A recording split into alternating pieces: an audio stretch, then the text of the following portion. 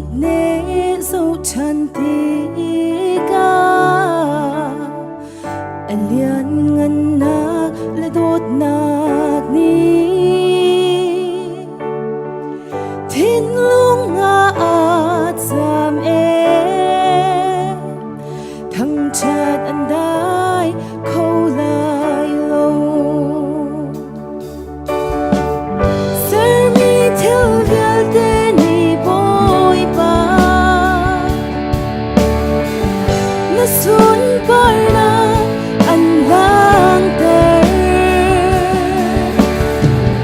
nụ thia min thấy phiền thăng chát anh đai khâu lại lâu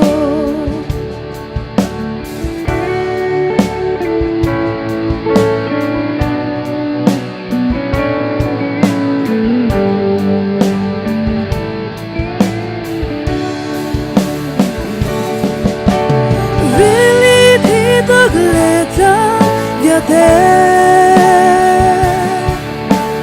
với những phong chưa bao đó bao biết thiên lâu ở lòng đời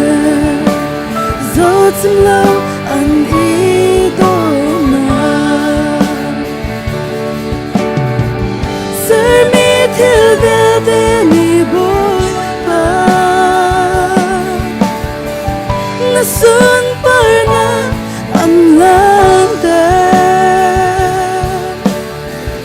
một nhà mình thấy phiền na sẽ thăng chất anh đây không ai lâu